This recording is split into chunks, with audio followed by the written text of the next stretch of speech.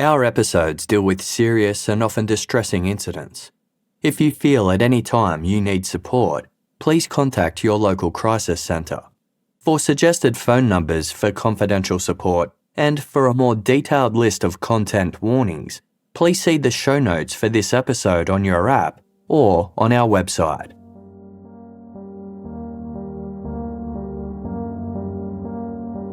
The evening of Thursday, December 13, 2001 started out like any other for married couple Ken Lee and Jane Showmaker. The two were relaxing at home in the rural town of Early, Iowa, when suddenly at around 7:07 p.m, their pages started frantically beeping. The couple volunteered as emergency medical technicians for the Early Fire Department, and the page announced that there had just been a home invasion at a residential address a few doors down. Gunshots had been fired, and at least one intruder was injured, while another had fled the scene. The Showmakers were stunned. Such an incident was completely out of the ordinary for the small town of roughly 650 residents, where serious crimes were virtually non-existent. They rushed to the property in question, a blue two-story Victorian-style house that they knew was home to married couple Michael and Tracey Roberts and their 3 young children. The Roberts family had moved there from Chicago 2 years earlier, seeking a change of pace from the big city. Michael, an Australian expat, was a computer security expert who ran a computer business out of the property next door to their home. They were an upstanding Christian family who fit in well with the close-knit community. The Showmakers arrived before law enforcement did. As EMTs, they'd been taught never to enter a home until it had been cleared by police. So they waited across the street for several minutes until the first officer arrived. The officer approached cautiously with their weapon raised, scouring the property for any sign of danger. The homeowner, 35-year-old Tracey Roberts, appeared on the back porch, telling the officer that 2 men had broken into her house and launched an attack. She'd managed to escape into her bedroom and grab one of her husband's guns, which she'd used to shoot one of the intruders. The other had fled on foot, though she wasn't sure in which direction. More officers arrived and cleared each room of the house before waving the EMTs inside. The Showmakers raced upstairs to the main bedroom. Numerous empty shell casings were scattered near the doorway, and the air reeked of gunpowder. On the floor at the bottom of the bed, a young man wearing a brown leather jacket lay slumped in a thick puddle of blood, his body resting in the fetal position. He'd been shot several times in the head, one of the bullets striking him directly through the eye socket. Blood spatter covered the northern wall of the bedroom. Ken Lee Showmaker checked for a pulse but found none. Declaring the man to be deceased, his next priority was to check on the Roberts family. Tracey and her 3 children were gathered in the downstairs dining room, frantically trying to tell the officers what happened. While the kids were unharmed, there was a red mark about 2 to 3 inches thick running horizontally across Tracey's neck. She explained one of the intruders had tried to strangle her and she was having trouble swallowing. While Tracey had initially appeared relatively calm, she was becoming increasingly hysterical. Her husband Michael was away on a business trip, but Tracey said she was expecting him home any minute. It dawned on her that the man she'd shot could have been Michael. "Oh God, is it my husband?" she asked, her breathing becoming short and shallow as the panic in her voice grew. Tracey's 11-year-old son, Bert, chimed in. "No," he said. "I think it's Dustin Wehde."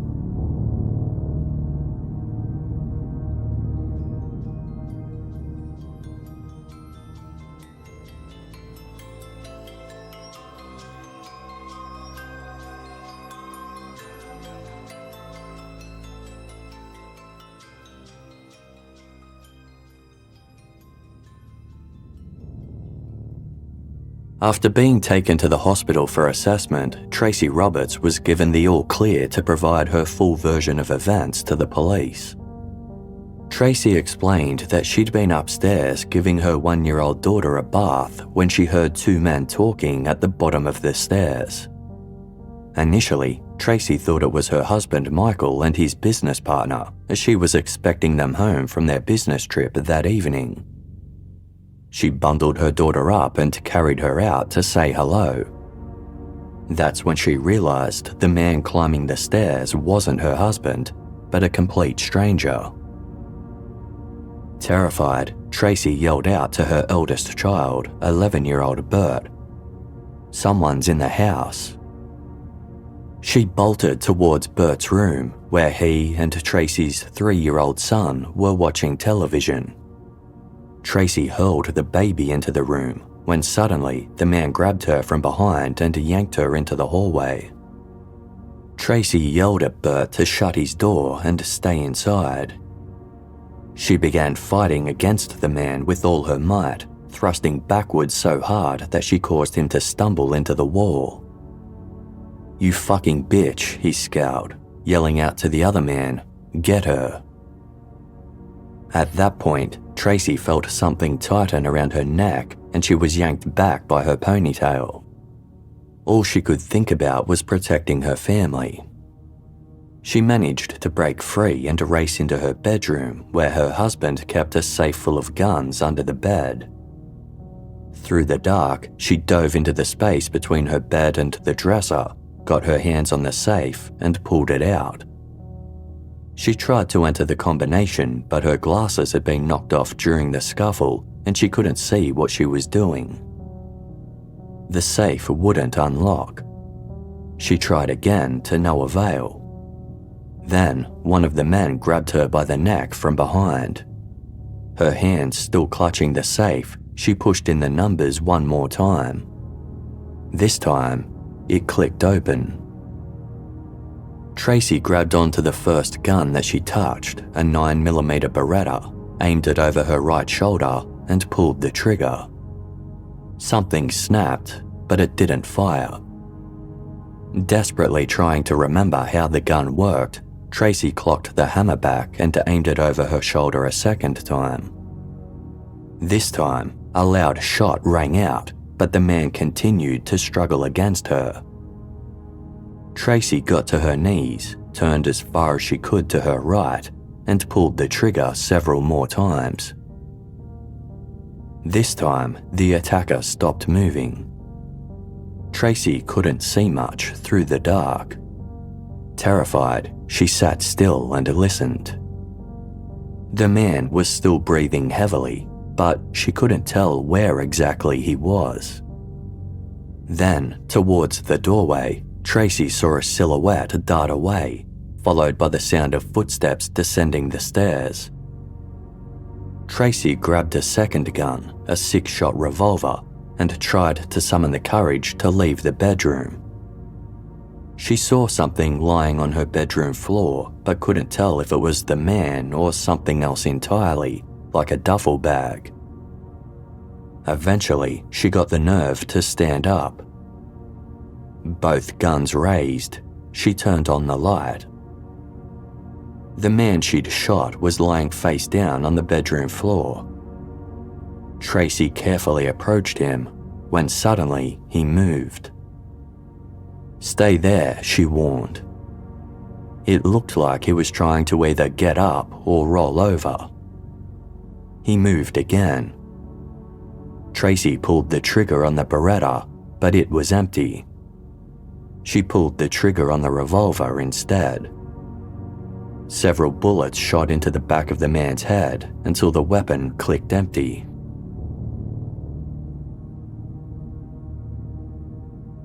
"11-year-old Bert told police he'd been watching a movie with his little brother in his bedroom when Tracey thrust their baby sister at them and told them to stay inside. Bert did as he was told, grabbing a baseball bat from his bedroom locker and pressing his ear to the door. He could hear the commotion unfolding outside, along with the voices of 2 men. While he couldn't be sure exactly what the men were saying, Bert told the police it sounded like one of them said, "Okay, boss," followed by something about an axe. Bert thought it was a prank. He yelled out to his mum, asking if she was okay. One of the men opened Bert's bedroom door and warned, "Shut up, or you're next." In the hallway, Bert heard the men discussing something about his dad being killed. He recognized one of their voices. It sounded like Dustin Wehde, a 20-year-old friend of the family. Shortly after this, Bert heard a gunshot. A man's voice said, "Holy fuck." Then there were several more gunshots, followed by the sound of someone running. Tracey rushed into Bert's room and told him to take his siblings downstairs and call 911. Bert did as he was told, telling the operator, "My mum, somebody came into our house and they tied her up and they were choking her. My mum got the gun and shot the other one, and one ran off." Other than the injury to Tracey's neck, which was deemed to have been caused by a pair of pantyhose, and some slight bruising to her left arm, she and her children were unharmed. But Bert's assumption was correct. The intruder in Tracey's bedroom was confirmed to be 20-year-old Dustin Wehde. When Tracey was informed of this, she was shocked. She told police she barely knew Dustin. His mother Mona worked part-time for the Roberts' computer business, and her husband Michael had taken Dustin under his wing. Dustin was socially awkward and didn't have many friends, so Michael had invited him out paintballing a few times to help build his confidence. Tracey told the police that Dustin had knocked on her door several hours before the home invasion, asking if she had any odd jobs he could do because he needed money. Tracey felt uncomfortable being around Dustin alone, claiming Mona had told her that he'd been physically violent towards both her and her two daughters. Tracey told Dustin to come back once Michael had returned from his business trip the next day. She told the police she couldn't think of any reason why Dustin would want to hurt her. Robbery seemed an obvious motive, yet nothing of value had been stolen, despite there being expensive jewelry, cash, and firearms kept on the premises. The only item missing was an old computer, which had next to no monetary value. Police found the computer packed neatly into the back of Dustin's car, which was parked outside of the Roberts' business, and the hard drive contained nothing to indicate a motive. Tracey had never seen the other intruder before. She described him as being around 35 to 40 years old, tall and of average build, with dark wavy hair. He wore a black leather jacket, was good looking, and spoke with a Chicago accent. Searches of the property and surrounding areas turned up no sign of him or any clue as to who he might be. But when the police asked if Tracey could think of anyone else who might wish her harm, one person immediately sprang to mind: her ex-husband, John Pittman. Tracey had met John when she was just 20 years old. At the time, she was working as a radiographer at a teaching hospital in Chicago, where 30-year-old John was completing the 4th year of his medical degree. The two worked together before things took a romantic turn and they were married in 1988. But as Tracey explained to the police, it didn't take long for John to reveal his controlling side. Tracey claimed John was abusive and domineering and also had some strange sexual habits. Tracey said she put up with it because she was young and had lived a sheltered life, being raised to believe that kind of behavior was normal. As time went by, Tracey gave birth to Bert, who was the couple's first and only child. Tracey was thrilled to be a mother, but she soon found out that John was cheating on her. She tried to make things work, but by 1992, she'd reached the end of her tether. The couple separated and began sharing custody of Bert until the 3-year-old disclosed a shocking revelation. His father had been touching him inappropriately. Tracey took Bert to see a doctor who suspected the toddler was being sexually abused. Tracey reported the allegations to authorities and social services got involved, but John firmly denied the claims and no formal charges were ever laid against him.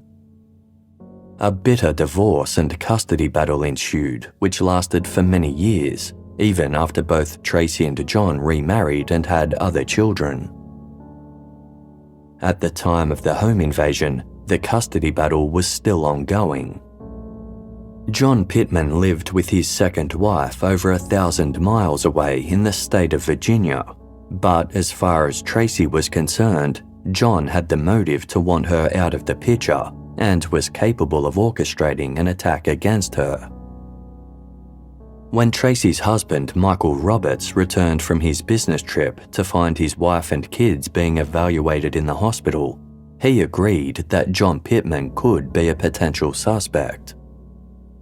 It had been a constant source of disbelief for Michael that John was continuing to fight for custody of Bert despite the allegations against him.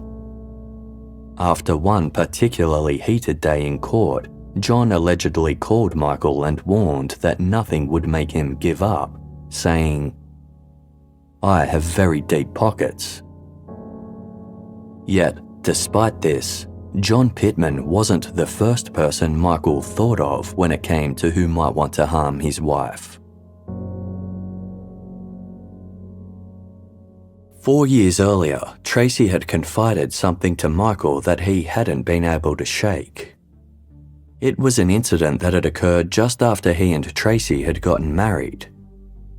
Michael was still living in Australia at the time and was in the process of relocating to the United States, while Tracey was living in Chicago and working part-time as an assistant for an oral surgeon named Dr. Jonathan Spencer, not his real name. Tracey told Michael that Dr. Spencer agreed to treat her for jaw pain she'd been experiencing. He gave her some gas to sedate her for the procedure, but the mask slipped off halfway through and Tracey regained consciousness. She found Dr. Spencer on top of her, masturbating. Tracey's underwear had been removed and she'd been dressed in thigh-high stockings with a pair of high heels that were a size too small. Realizing what was going on, Tracey kicked Dr. Spencer in the genitals and jumped to her feet. After getting her bearings, she managed to grab her pepper spray and used it to incapacitate him. At this point, Tracey noticed several Polaroid photos on the counter. They were provocative images of her taken while she was unconscious. Dr. Spencer, who was married, begged Tracey not to tell anyone. He said he had friends in high places and it wouldn't end well for her if she attempted to press charges. Eventually, after some negotiations, the two came to a mutual agreement. In exchange for Tracey's silence, Dr. Spencer would give her $150,000. He also agreed to pay for Tracey to attend an annual conference in Florida, as well as the return airfares for her and Michael to visit Australia that coming Christmas. Furthermore, Tracey would be excused from repaying $18,000 that she had recently borrowed from Dr. Spencer to buy a new car after hers was in an accident. Tracey agreed on the condition that Dr. Spencer put all of this in writing. They put together a contract in which Dr. Spencer admitted to duping Tracey into consenting to be sedated. He confessed that he, quote, secretly intended to remove and replace articles of Tracey Roberts' clothing, fondle her breasts and genitals, take photographs of her, and make subliminal suggestions. He also admitted that he had a problem with the deviant sexual behavior and pharmaceutical drugs, for which he agreed to seek help.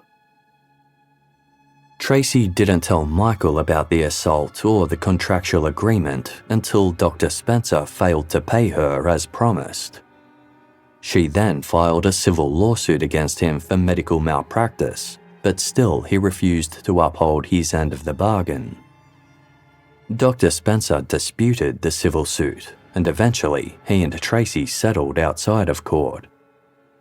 Spencer agreed to pay Tracey just $6,000 in exchange for her dropping the civil lawsuit entirely. The settlement had been reached on Tuesday, December 9, 2001, just 2 days before the attack on Tracey. Police investigating the home invasion couldn't ignore the potential significance.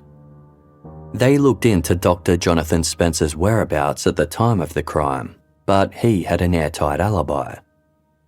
Furthermore, he was still located in Chicago, which was roughly 450 miles from Early, and they could find no link between him and Dustin Wehde.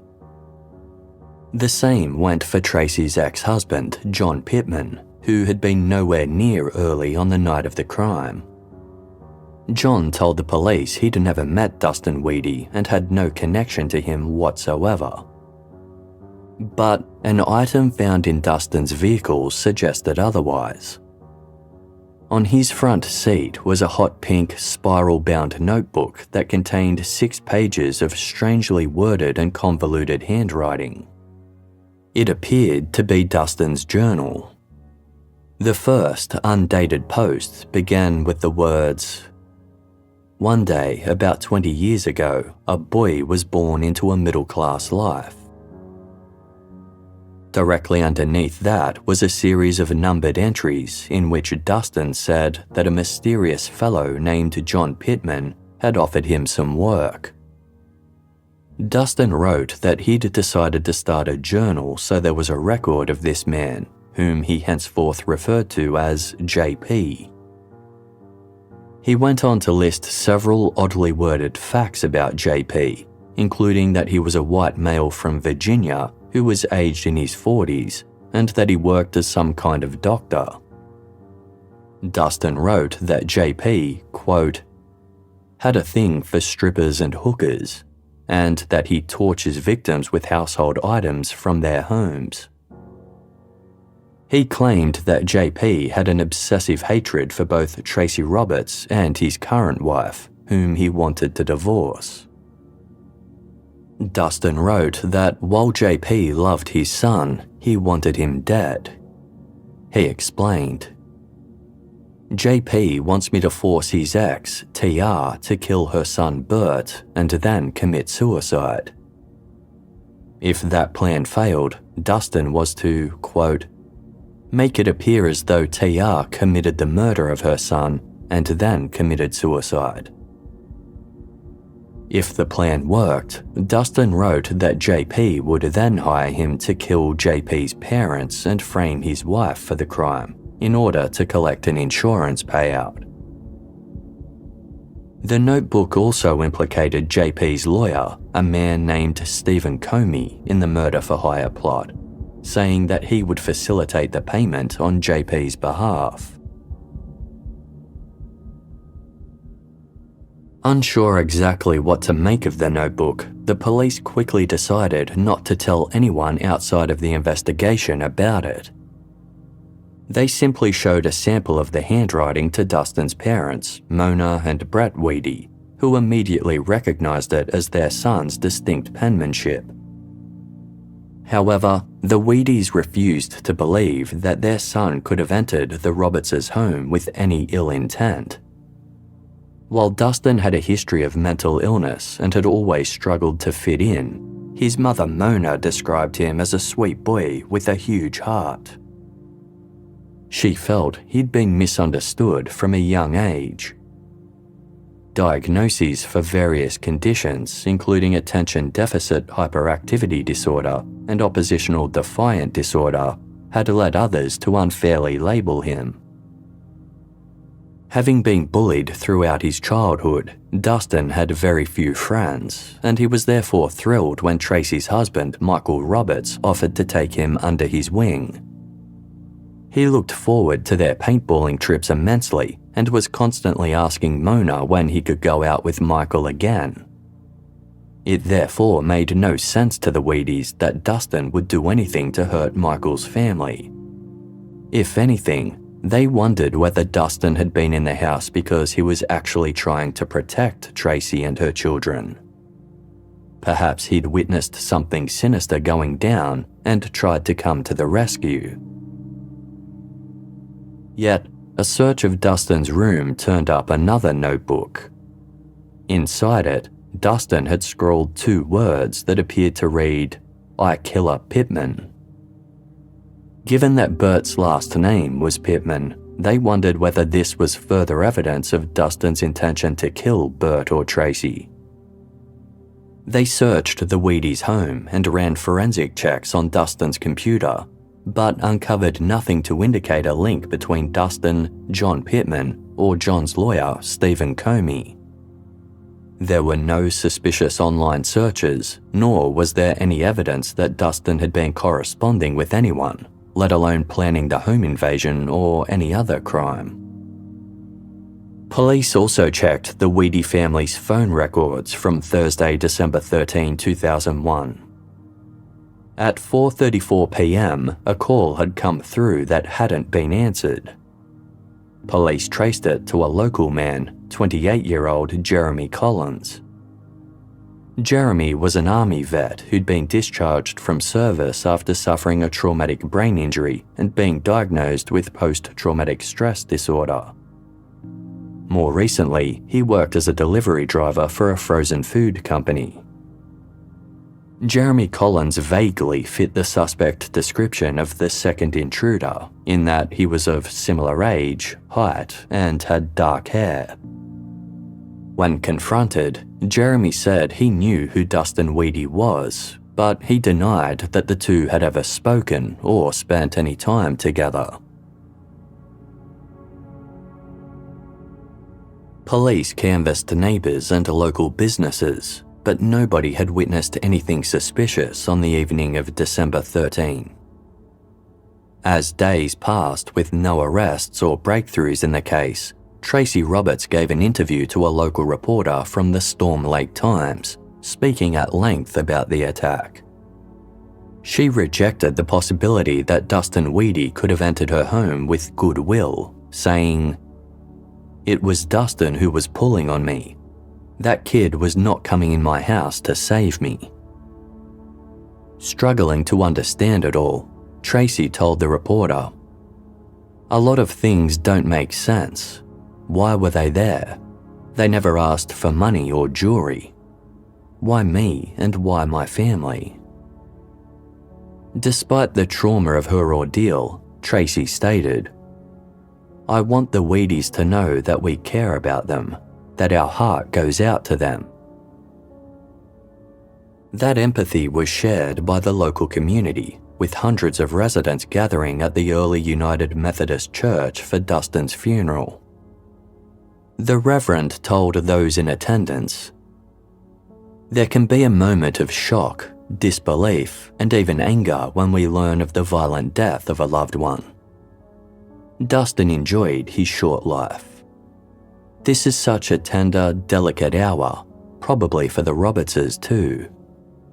It's time to acknowledge a fractured community, a town once known for its safety that suddenly reels for answers." Early was the kind of place where residents trusted one another and rarely bothered to lock their doors. But with the second intruder still on the loose, the tight-knit community was gripped by fear. They commended Tracey Roberts for her bravery, with many labeling her a hero for doing what she needed to protect herself and her family. The accolades did little to quell Tracey's anxiety. Terrified that the second perpetrator would come after her again, she began wearing a panic button that was connected to an alarm system. To make sure investigators were doing their jobs, she drove past the county attorney's office in the evenings to check if the office light was still on. Tracey told the police that she couldn't stop thinking about who could have done this to her. "There's 100 possibilities running through my head," she said, "and right now, I'm afraid of all of them." Tracey remained convinced that her ex-husband John Pittman had something to do with it. Her son Bert thought so too. According to a report released by Dateline, in the weeks following the crime, Bert told a social worker that John didn't call in the wake of the attack to see how he was doing. Bert said, "If you were actually like a good father, I think if you're worried, you'd call." While the police continued to search for any potential links between John Pittman and Dustin Wehde, Dustin's mother Mona contacted them, saying there was something she needed to get off her chest.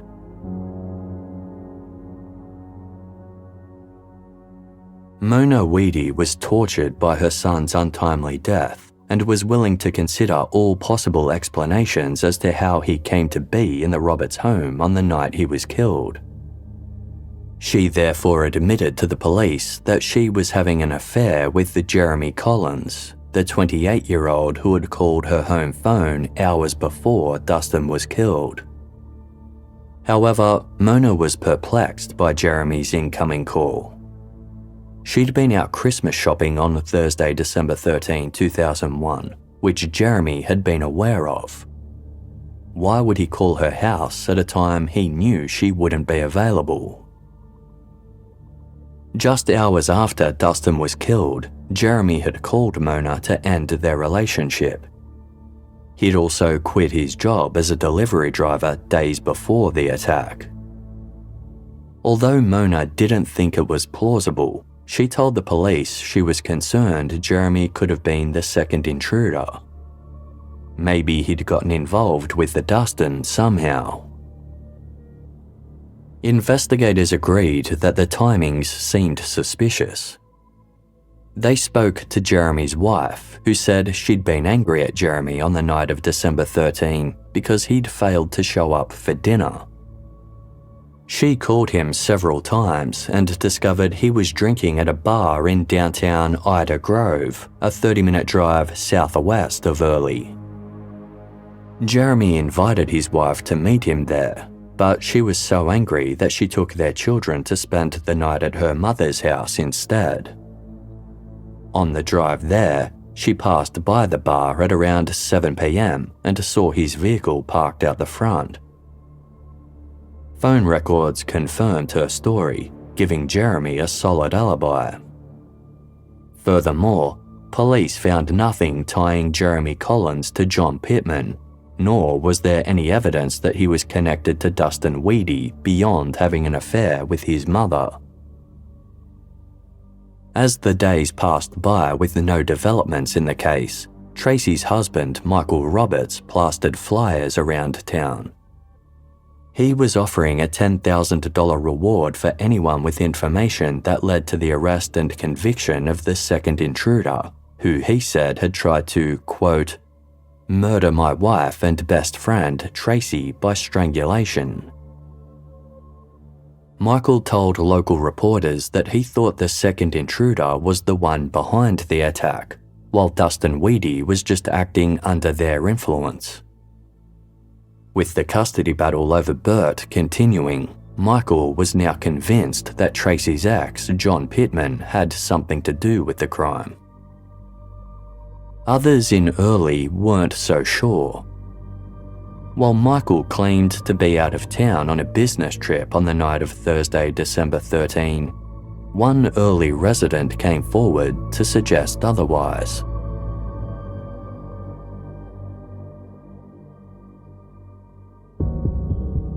In 1996, Australian businessman Michael Roberts began frequenting online dating sites and crossed paths with the recently divorced Tracey in a chat room for Christian singles.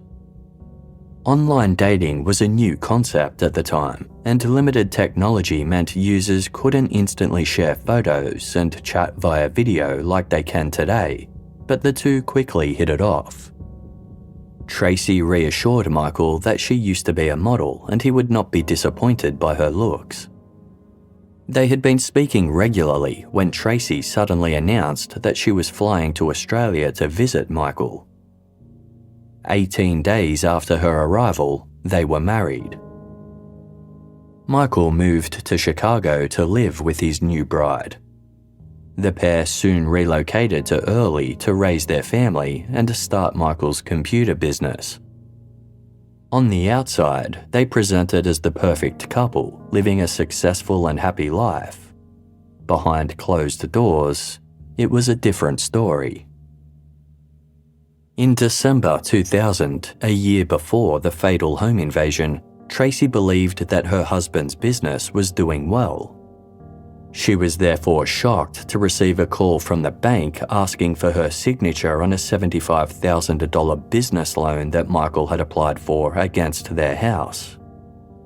Furious, Tracey confronted Michael in his office, but he dismissed her concerns, saying the loan was none of her business. According to Tracey, she went into the office kitchen and took out her frustration by kicking a hole in the wall. Michael ran in and threw her onto the ground. He grabbed her by the hair and slammed her head into the drywall, yelling, "You fucking bitch." Tracey was so shaken by the incident that she called the police to lodge a report. When officers came to the Roberts house to take Tracey's statement, young Bert alleged that he too had been a victim of Michael's physical abuse. Michael was subsequently charged with domestic violence and taken into custody for the night while Child Protective Services looked into Bert's allegations. But when pressed further, Bert clarified that he hadn't been talking about Michael Roberts when he said his father abused him. He'd meant his biological father, John Pittman. The following day, Michael pleaded no contest to the lesser charge of disturbing the peace and was free to return home. Although the domestic incident was kept on the down low, the following year, when news broke that Tracey had been the target of a potential murder plot, many townsfolk were quick to point the finger at Michael Roberts. Some felt there was simply something strange about him. It was a feeling shared by the police, who had been wary of Michael from the outset of their investigation. They thought it was odd that an Australian businessman would choose the small town of Early, Iowa, of all places, to relocate to. They wondered if Michael could be hiding from something. Police spoke to Tracey's friends, who described Michael as controlling. He was also the only person in the Roberts household who had a direct connection to Dustin Wehde. Given that Dustin didn't have many friends and wasn't close to his own father, police questioned whether Michael could have taken advantage of this. Perhaps he'd convinced Dustin to try and kill Tracey on his behalf, or had offered him money to do so. Tracey's life was insured for $1 million. With Michael's business struggling financially, perhaps he saw her death as a way out of his problems. While Michael claimed that he was out of town on a business trip on Thursday, December 13, 2001, a local doctor came forward to report having seen him at a bank in Early that morning. He remembered it because Michael seemed to be in a hurry. Police questioned the bank teller who was working that day, but they didn't recall seeing Michael Roberts. Michael's alibi was double-checked, and police confirmed that he wasn't in Early when the home invasion took place. However, that didn't mean he couldn't have orchestrated the attack. 2 months after the home invasion, the police summoned Michael Roberts to the station to sit a polygraph test. They asked him 3 simple questions. Did you hire anyone to kill your wife?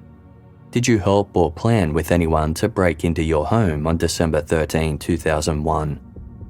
Do you really know for sure who the second person was who broke into your home? Michael answered each question with a firm no. The results were inconclusive, with the polygraph report stating, "It is the opinion of the examiner that the subject is unresponsive to this technique, and no conclusion as to guilt or innocence can be made in this case at this time." By this point, Tracey had heard the whispers around town that Michael could have been involved.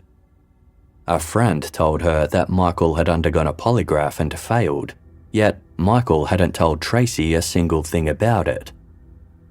Even Bert started to think that Michael could be behind it all.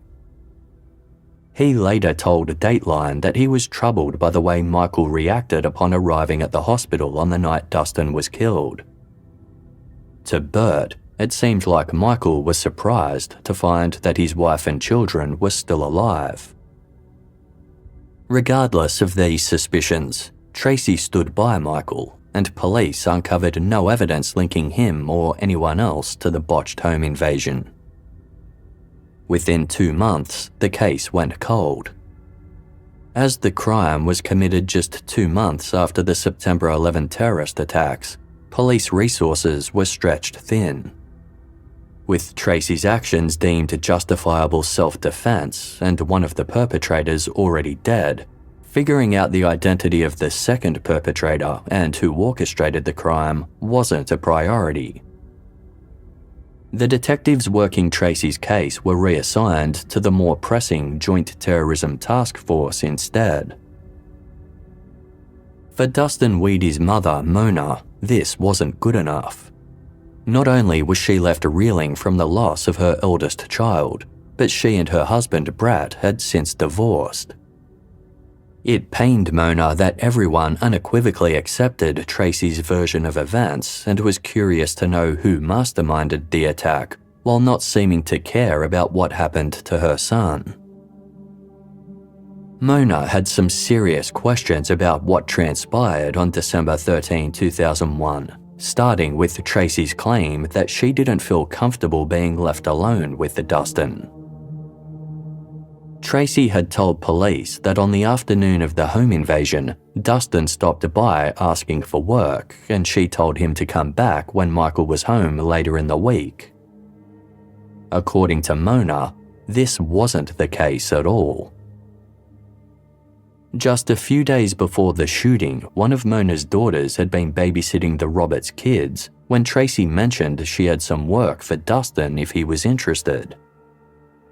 Dustin had recently lost his job at a local ethanol plant, and while Mona thought it was important that he kept himself busy, she didn't think he had the skills to work for the Roberts' computer business.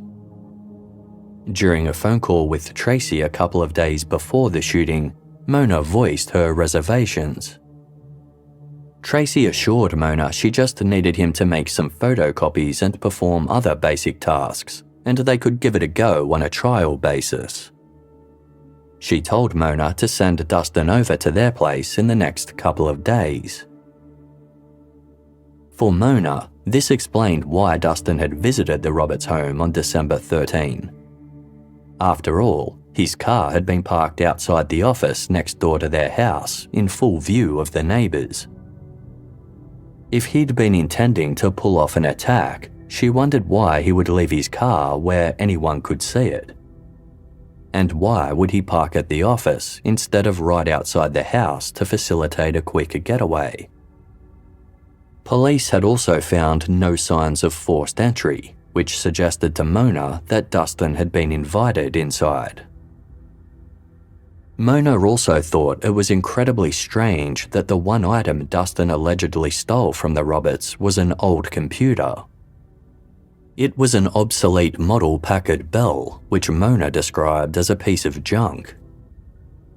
Dustin had a strong interest in computers and electronics, so it didn't make sense that he would take this valueless item when the Roberts home was filled with expensive, top-of-the-range machines. Tracey claimed the computer had been taken from her children's bedroom, but as far as Mona was concerned, there was no way Dustin could have gone upstairs to remove the computer, taken it down into his car, and then gone back upstairs to confront Tracey. Furthermore, when Dustin's body was found, he didn't have a single weapon on him. If he'd planned to hurt Tracey or anyone else in the house, Mona wondered how he intended to do it. Dustin wasn't particularly strong and certainly not the intimidating figure Tracey made him out to be. While he'd had his fair share of struggles, Mona knew Dustin as a sweet boy who loved golf, computer games, snowmobiling, and entertaining his family with goofy impressions. He'd been so excited to have a friendly relationship with the Roberts family, it simply didn't make sense that he would be part of any plan to kill them.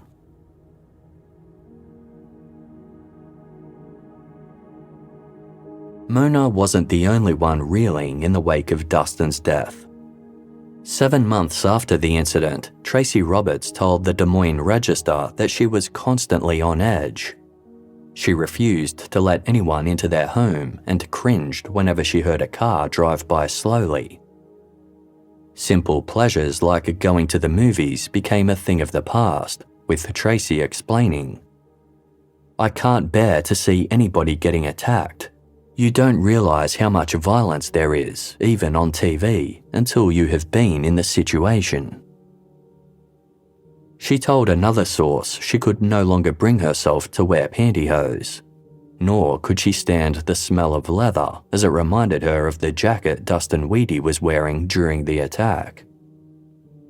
Both Tracey and Michael appeared on the Montel Williams talk show to share Tracey's incredible story of survival with a national audience. Tracey credited her quick-thinking actions to her maternal instincts. While she was hurt that Dustin had died as a result, she explained, "I did what I had to do to protect my family." As the 1-year anniversary of Dustin's death approached, his father, Brett Wehde, reached his breaking point. Brett was utterly tormented by Dustin's death and the accusations against him. Not a day had gone by since that night that Brett hadn't ended up in tears. On Thanksgiving in 2002, Brett wrote 4 letters and left them on his kitchen table. He then drove to the cemetery where Dustin was buried to visit his grave. Brett wrapped one arm around Dustin's marble headstone, took out a gun, then shot himself through the heart.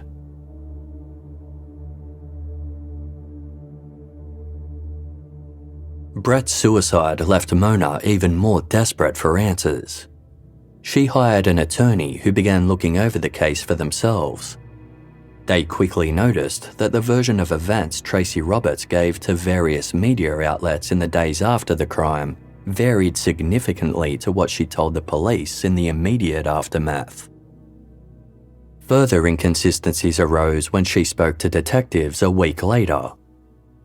Some were small, like whether the lights in the house were on or off, or when she first noticed the intruders. Others were more significant, such as how the altercation in the hallway played out. Tracey initially told police she didn't know what she'd been strangled with, but told reporters that she'd been strangled with a pair of pantyhose that had been hanging over the stair banister. While she told police she didn't know who the intruders were, she informed reporters she knew one of the men was Dustin. She also said to reporters that she'd blacked out during the struggle, while making no mention of this to the police. Furthermore, Tracey initially told the police there had been not 2, but 3 intruders. Very early on, she dropped the mention of the 3rd intruder, and police didn't question it any further. There were also some questions about 11-year-old Bert's version of events. Most notably, Bert had told the police that when Tracey came into his room after shooting Dustin, her hands were tied with nylon. Not only had Tracey made no mention of this at all, it also raised the question: if Tracey's hands were bound, How had she managed to shoot not one, but 2 guns, and with such accuracy? Mona didn't shy away from speaking to others about these inconsistencies. Her brother-in-law even wrote a letter to the editor of a local publication in which he raised several questions about the investigation. Rumours began circulating around town that Tracey could have been having an affair with Dustin. In response, Tracey sent Mona a scathing 5-page email in which she defended her actions and vilified Mona for spreading misinformation. As reported by true crime author M. William Phelps, Tracey claimed her version of events had been consistent from the get-go. She had no doubt that Dustin had acted with criminal intent and even accused Mona of having romantic feelings for Tracey's husband, Michael. If anything, Tracey believed Mona helped orchestrate the home invasion, either by convincing Dustin to murder Tracey or by co-conspiring with her ex-husband, John Pittman. These accusations further convinced Mona that Tracey had something to hide. In a bid to get clear answers, Mona Wehde filed a wrongful death lawsuit against Tracey Roberts in 2003. This required Tracey and Burt to give depositions under oath, during which their stories revealed even more inconsistencies. To finance Tracey's defense, she and Michael lodged a claim with their insurance provider, claiming that Tracey's self-defense efforts should be covered under their homeowner's liability policy. This prompted yet another deposition, during which Tracey added even more contradictory details. Ultimately, the insurance provider denied the claim, arguing that Tracey's actions were intentional and therefore excluded under the terms of the policy. While Tracey fought the lawsuit, her marriage to Michael crumbled.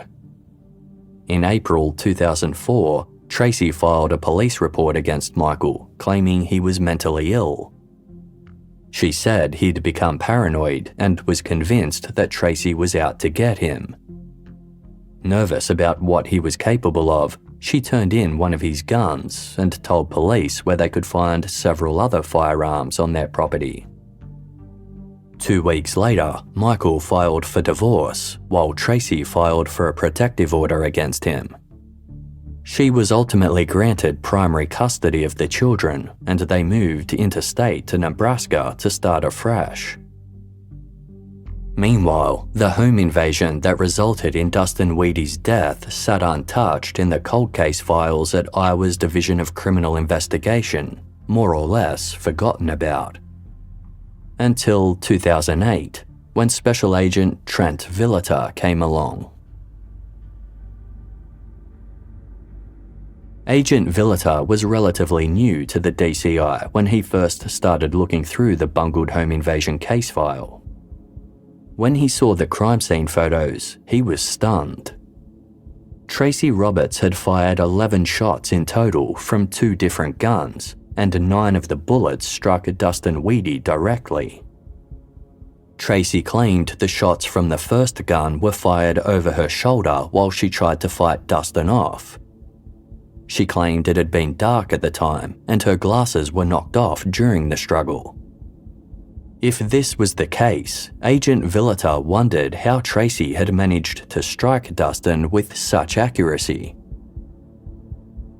Looking at the crime scene, Agent Villita could see no other signs of a violent struggle.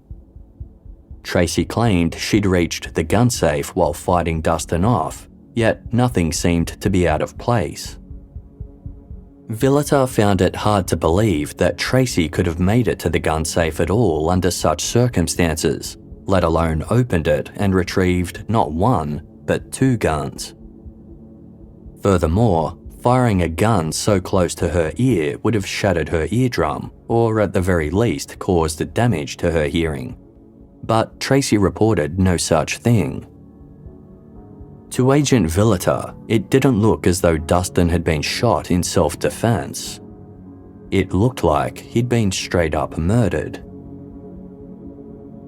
Then there was the question of where the second perpetrator was while this was happening, and Bert's claims that Tracey's hands were tied up at the same time.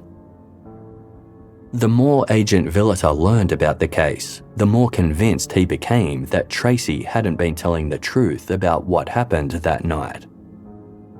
When he discovered that Tracey and Michael were now divorced and in the middle of a bitter custody battle, Agent Villita recognized his chance. If either of them knew more than they were letting on, this just might be their time to talk. Agent Villita started corresponding with Tracey via email, and all it took was the mere mention of Michael's name to rile her up. In the years following their divorce, Michael had defaulted in his child support payments, and his relationship with Tracey had grown even more hostile. Tracey, who'd reverted to her maiden name of Richter, claimed Michael harassed her constantly. She was convinced he was the one who orchestrated the home invasion, telling Agent Villita she'd heard whispers that Dustin Wehde and Michael were having an affair. But when investigators reached out to Michael Roberts, a very different story emerged.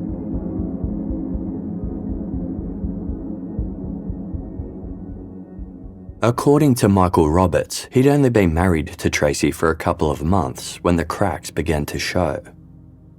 Michael claimed that shortly after he moved from Australia to be with Tracey, he discovered that she was having an affair. Michael was a born-again Christian who didn't want to be yet another statistic in the divorce rates, so he decided to do his very best to make the marriage work. There were a few happy years as they settled down and had children, but Michael remained wary of Tracey's behaviour. Things came to a head in December 2000 after Tracey discovered that Michael had applied for a business loan against their house. At the time, Tracey told the police that after she'd kicked a wall in frustration, Michael had violently thrown her to the floor, slammed her head into the drywall, and verbally abused her. Speaking to Agent Villita following their divorce, Michael claimed this was an outright lie. He said that Tracey had become so enraged that she'd kicked holes in the drywall, in turn damaging a 220-volt heater. Scared she was going to electrocute herself, Michael forced her to the floor. It was only after Tracey went home and had a bath that she decided to report him for domestic violence. According to Michael, things took a turn after the home invasion that resulted in Dustin Wehde's death. Michael became so convinced that Tracey was going to try and implicate him in coordinating the attack that he eventually started mentally preparing himself for the prospect of facing prison time. When he later found out that Tracey had applied for several life insurance policies against him, he was certain that she was going to kill him. Then, in March 2004, with their marriage barely hanging on by a thread, Tracey suggested they participate in what she called a trust-building exercise. Desperate to regain Tracey's trust, Michael agreed. Tracey instructed him to lay down on a king-sized bedsheet with his arms by his side. She then wrapped him in the sheet as tightly as she could, leaving only his head exposed. She secured the sheet with safety pins so that Michael couldn't move, and then covered his eyes with a blindfold. Tracey left Michael alone on the bed while she went about some chores. She returned about 45 minutes later with a plastic bag and put it over Michael's head, pulling it tight around his neck and poking 2 small air holes near his mouth. Tracey encouraged Michael to take deep breaths, promising that she'd remove the bag just before he passed out. She claimed this would prove to Michael that she wouldn't kill him even if she was given the chance. It didn't take long for Michael to panic. As he started seeing stars, he begged Tracey to take the bag off. She refused, telling him to remain calm. In a fit of desperation, Michael managed to break free of the bedsheet cocoon, but just as he went to rip off the bag, Tracey reached over and removed it first. Days later, Michael filed for divorce. He claimed Tracey had been trying to ruin his life ever since, taking custody of their children while painting him as the bad guy and sullying his reputation.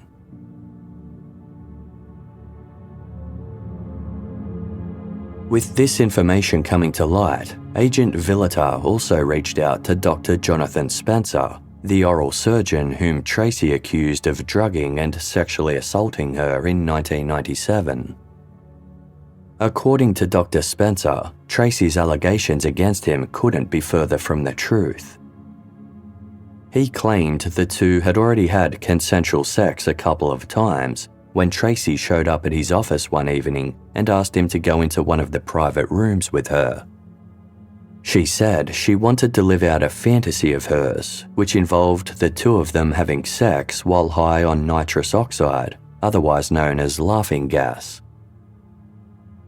Dr. Spencer agreed. He got into the chair first and started inhaling the gas, at which point Tracey suggested he inject some midazolam instead. Midazolam is a common sedative used in dental procedures to help patients relax, while also having a retroamnesic effect. Again, Dr. Spencer agreed. The last thing he remembered was Tracey walking towards him with his bag of medical supplies, holding the handle with a napkin, presumably so she didn't leave any fingerprints. Dr. Spencer woke up alone in the chair at 4 a.m. with a band-aid on his arm where an IV had been, and no signs of any sexual activity having taken place. The next day, he checked his mailbox and found a copy of the contractual agreement that he'd apparently made with Tracey, in which he admitted to drugging and sexually abusing her and agreed to pay $150,000, as well as other expenses, in exchange for her silence. Dr. Spencer was stunned. Not only was the entire contract full of lies, he'd never signed any such document. He then remembered that Tracey had previously convinced him to provide his signature on a blank piece of paper. She'd claimed she was going to scan it to his computer so that his assistants could send paperwork on his behalf. Dr. Spencer was mortified by the entire experience. After seeking advice from his attorney, he refused to pay the money, but decided not to report Tracey's extortion attempt to the police. After Tracey filed a civil lawsuit against him, he eventually agreed to settle out of court for $6,000, eager to put the situation behind him. Dr. Spencer was adamant about one thing. Tracey Richter was not the innocent victim she portrayed herself as.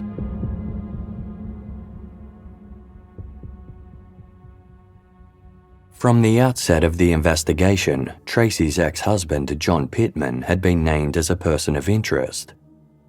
But as Agent Trent Villata read over the statement Tracey gave police immediately following Dustin Wehde's shooting, he noticed that she seemed very eager to bring up John's name. Without being asked, Tracey had gone into great detail about their marriage, including the allegations that John had sexually abused their son, Bert. This alone made Agent Villata suspicious. Given everything Tracey had just gone through, why was she so eager to talk about John? Furthermore, since Tracey and Michael had divorced, Bert had gone to live with John in Virginia. It was hard to believe Tracey would willingly agree to such a thing if she genuinely believed John had been abusing their son. Agent Villata picked up the phone and dialed John Pittman's number. Like Michael and Dr. Spencer, he was eager to set the record straight when it came to Tracey's allegations against him. According to John, he hadn't harassed and abused Tracey. It was the other way around. He claimed that Tracey had a history of acting erratically and that he'd long held concerns about her mental state.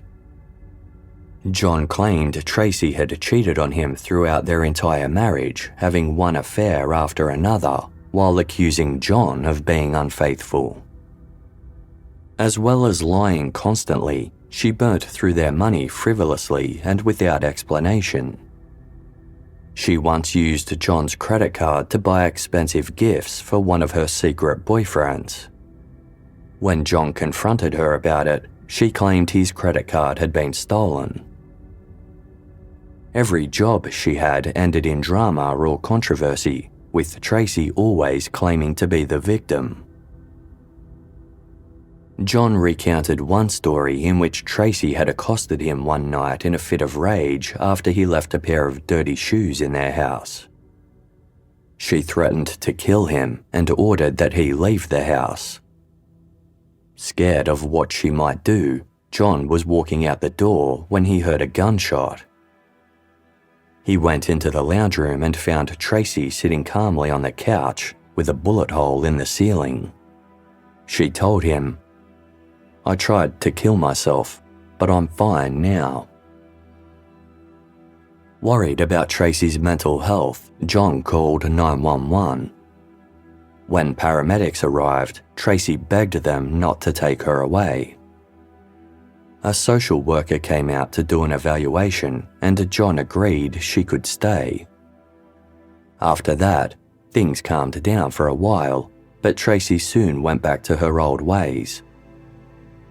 When John discovered that she'd taken out a life insurance policy on him without his approval, he hired a private investigator to follow her around. The PI confirmed that Tracey was dating several other men, including a bodybuilder. He also claimed that she had stolen one of John's prescription pads and used it to fraudulently obtain steroids, which she then sold. The PI warned John that his life might be in danger and advised him to leave the marriage.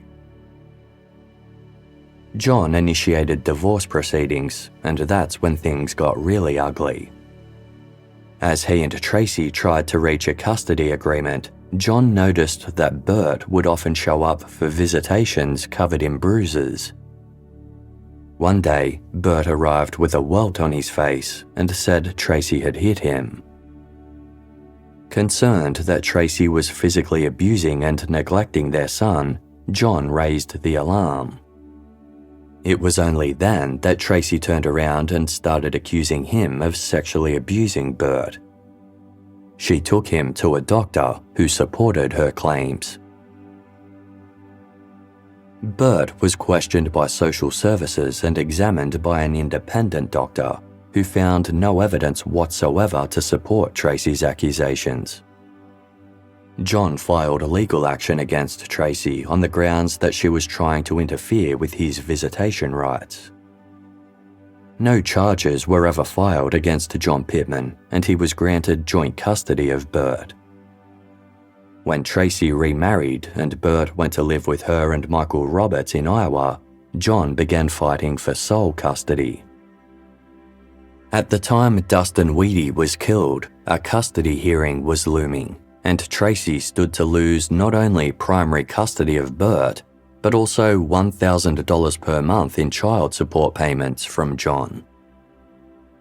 As far as John Pittman was concerned, Tracey framed him in the murder-for-hire plot so that he'd be arrested, and the custody hearing couldn't go ahead. John believed if anyone was capable of orchestrating the purported home invasion that resulted in Dustin Wehde's death, it was Tracey. While Agent Villita dug deeper into the investigation, the custody battle between Tracey and Michael Roberts raged on. Tracey spoke to Agent Villita often, casting suspicion on Michael as the mastermind behind the home invasion plot. In early 2009, Tracey called 911 to report that someone had broken into her car and left a disturbing photo of Dustin Wehde's dead body on the front seat. She accused Michael, telling officers on the scene that he was trying to terrorize her. Officers immediately suspected Tracey was lying. Not only was there no evidence of a break-in, Michael had recently been granted a protection order against Tracey, and in response, she'd filed one against him too. The hearing was scheduled to take place the following day, leading police to suspect she was trying to delay or influence proceedings. Suspicions raised, police were granted a search warrant for Tracey's apartment. On the hard drive of her computer, they discovered some disturbing finds, including what was described as bizarre pornography and pictures of dead bodies. They also found a passport that featured Tracey's photo but was issued in the name of Sophie Edwards. She also had an Iowa driver's license and a social security number in the same name. Police discovered that Tracey had obtained these items by providing the Iowa Department of Transportation with forged documents, which were also found in her home.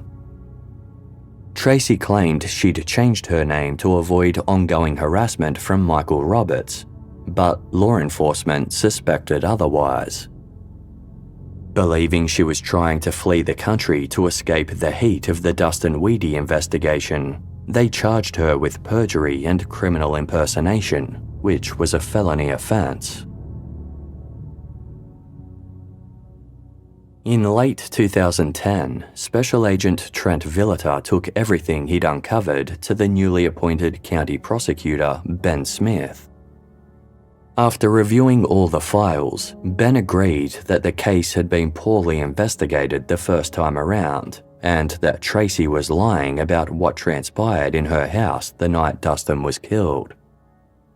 The investigators agreed that Tracey had orchestrated the entire attack in the hopes of implicating John Pittman, thus giving her an advantage in their upcoming custody proceedings.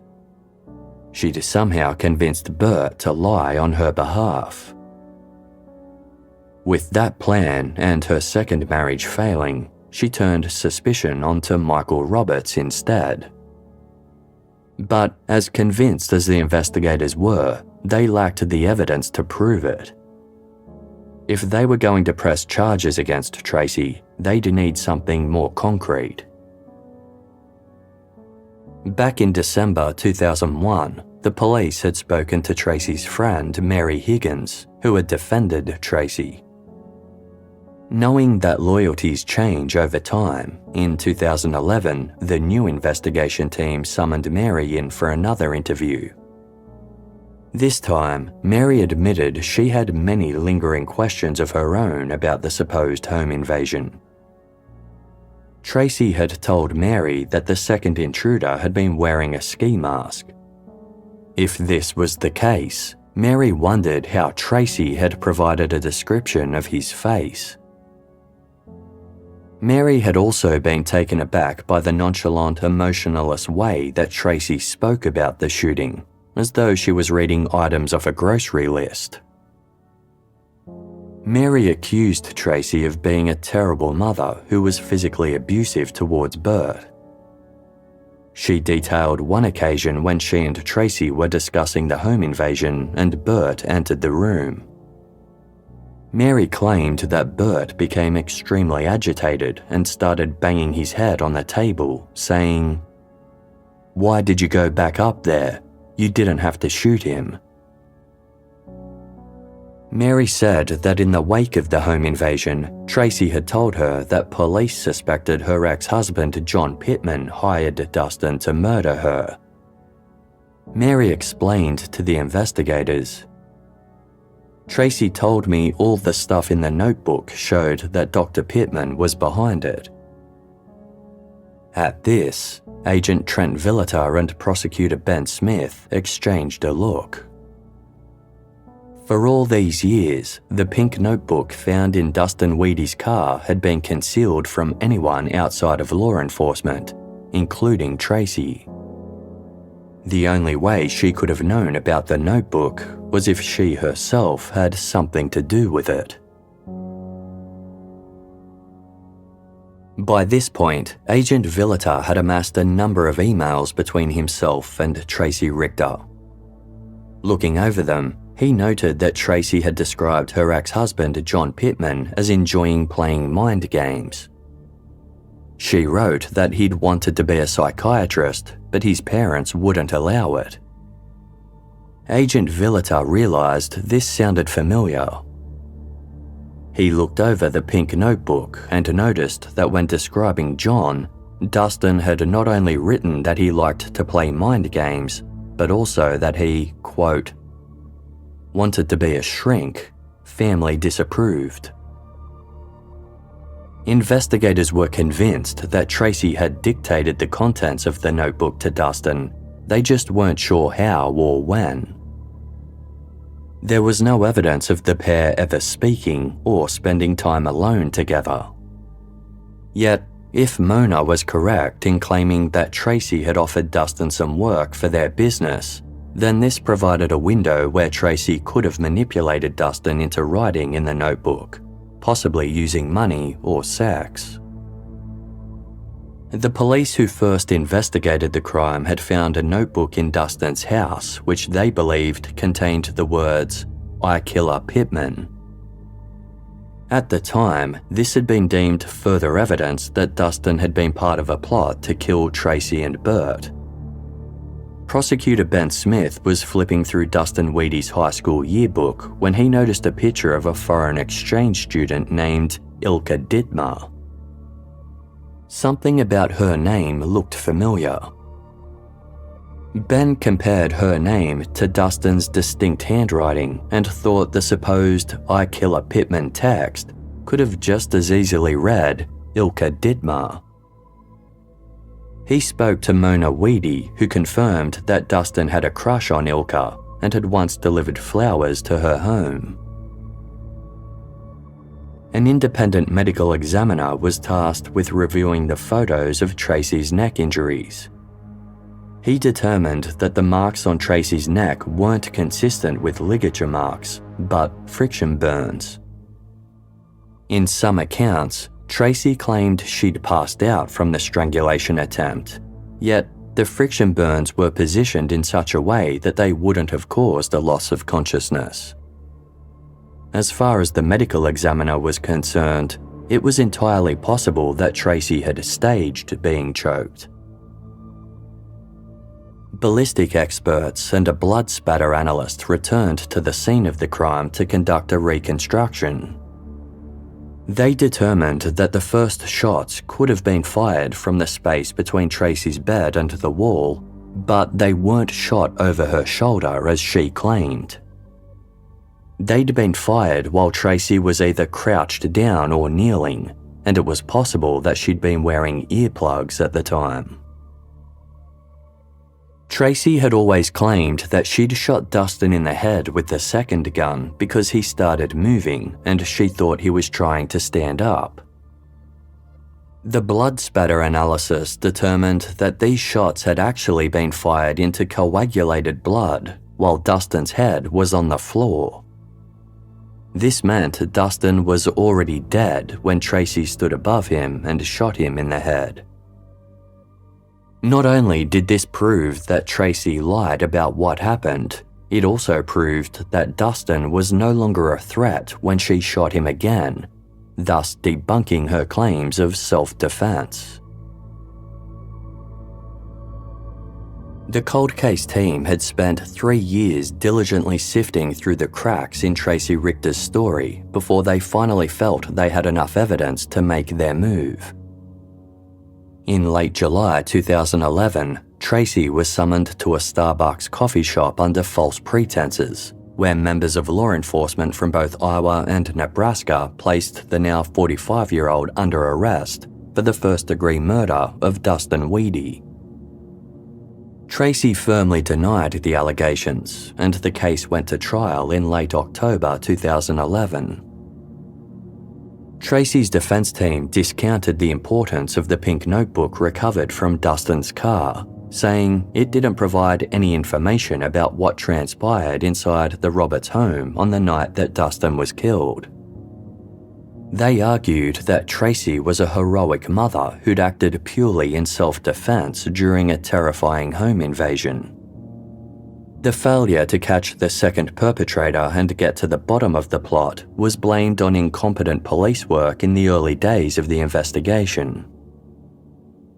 The defense cast suspicion on Jeremy Collins, the man Mona Wehde had been having an affair with at the time, while describing Dustin as an unpredictable man with a history of mental health and behavioural issues. Bert Pittman took the stand as the star witness for his mother's defense. The now 21-year-old was as supportive of Tracey at the trial as he had been throughout the entire investigation. He told the court he had no doubt that Dustin Wehde had bad intentions when entering their home that night, testifying that Dustin looked angry and threatening. Bert said that he'd been very, very, very scared that night and that he thought he and his siblings were going to die. Bert denied Mary Higgins' claims that he'd been upset with his mother for shooting Dustin, saying he had no doubt that Tracey's actions had saved the lives of herself and their family, stating, "If it wasn't for what my mum did, I wouldn't be sitting here today." Then, for the first time, Bert made a shocking admission. He claimed that he'd seen Dustin trying to stand up after Tracey had shot him the first time round, thus disputing the forensic evidence that Dustin was already dead when Tracey shot him in the head. For the prosecution, this just added further fuel to their belief that Bert was lying to protect his mother. Under cross-examination, they asked Bert which versions of events had been his most accurate. Bert agreed that the most accurate was the statement he'd given to police on the night of the shooting. The prosecution then presented him with all the inconsistencies he'd introduced since then. They questioned why he didn't mention any of those details during his initial statement. Bert's explanation was that he might have given those details, but the interviewing officer might not have written them down. After hearing all the evidence, it took the jury less than 5 hours to reach a unanimous decision. They declared Tracey Richter guilty of Dustin Wehde's murder. Tracey slumped forward as the verdict was delivered, bursting into tears, while her legal team appeared genuinely shocked. Bert sat stone-faced before starting to cry. The next day, Tracey's father, 69-year-old Bernard Richter, who wasn't present for the trial, collapsed from a heart attack at his home and died. For Dustin Wehde's family, Tracey's guilty verdict was a major relief. Ever since Dustin's death and his father's subsequent suicide, Mona had struggled with depression and alcohol abuse. It pained her to hear Dustin being described in court as someone capable of hurting others. While Dustin had his own unique set of challenges, Mona had never known him to be violent, and she resented Tracey's claims that Mona had been afraid of him. The guilty verdict brought some justice in restoring Dustin's good character, and the family were able to speak on his behalf at a subsequent sentencing hearing. The experience was too much for one of Dustin's sisters, who became too overwhelmed with emotion and was unable to deliver her victim impact statement. His other sister addressed Tracey directly as she said, "The worst part of all this is that you cheated my brother Dustin out of his future. He never got to fall in love. He never got to get married or buy a car or a house. He never got to have kids. He missed everything because of you." Mona told the court about how much she'd struggled in the years since Dustin's murder, her hands shaking as she said, "There's not one day I don't envision my son's body, see his blood, or that I don't live with the horror of my son's death." I don't deserve to have to live my life with this pain, without my child. Addressing Tracey, Mona said, I can only wish that when you hear the sound of your door closing in your cold cell, you're haunted by all the pain and misery you have caused to me, my family, and everyone else you have used and abused. Tracey, who had chosen not to testify at the trial, was also given the opportunity to speak at the hearing. She maintained that she'd killed Dustin in self-defense and expressed her sympathy for the Wehde family, saying she would rather spend the rest of her life behind bars for a crime she didn't commit than lose one of her children. She continued to cast suspicion on her ex-husband Michael Roberts and tried to introduce inadmissible evidence before the judge had to call her into line. With that, he sentenced Tracey Richter to life in prison without the possibility of parole. In the wake of Tracey's conviction, Michael Roberts feared for his life. He told television news program 60 Minutes that members of Tracey's family harassed him relentlessly. Having been granted custody of his and Tracey's 2 children, Michael moved around constantly in an attempt to keep them away from Tracey's family. He wanted to take his children to live in Australia, but Tracey refused to sign their passport applications. He was also required by a court order to take the children to visit Tracey in prison. The entire situation left Tracey and Michael's oldest son feeling conflicted. He told 60 Minutes that all he wanted was to get on an aeroplane and leave, but he didn't want to leave his mother behind, regardless of what she'd done, remarking, "There's a war going on inside my head." Mona Wehde told 60 Minutes she supported Michael's campaign to move the children to Australia, saying, "Tracey's not coming back out. She has no rights to her children. She gave up her rights when she pulled the trigger on my son, as far as I'm concerned." Tracey Richter has a dedicated group of supporters who continue to protest her innocence. Among them is her son Bert, who maintains that he's telling the truth about what happened on the night of the home invasion. On Bert's torso, he has a large tattoo depicting the home invasion. Inked in grey wash, it shows a guardian angel with the head of a demon being embraced by a woman who is meant to be Tracey.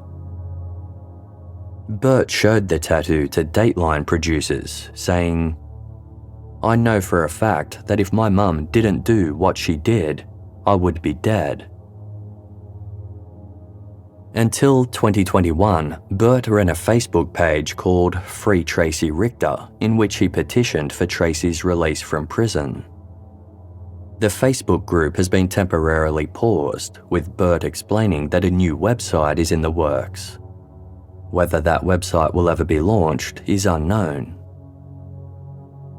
Mona Wehde has no doubt that Tracey killed Dustin to gain advantage in the custody battle over Bert. Through tears, Mona told 60 Minutes, "Finding out the true reason of why Tracey took my son's life to this day haunts me, because in her process of trying to save her own son from her husband, she chose to take my son away. That's just so hard. In my opinion, she killed my husband too.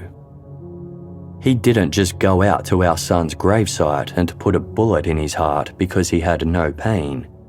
She did that to him. She drove him to that." Brett Wehde was buried directly behind Dustin, his gravestone highlighted by a heart-shaped ornament on Dustin's grave. Mona does her best to remember the good times. Speaking to author M. William Phelps for his comprehensive book on the case titled Beautifully Cruel, she relived a fond memory from Christmas morning when Dustin was just 2 years old.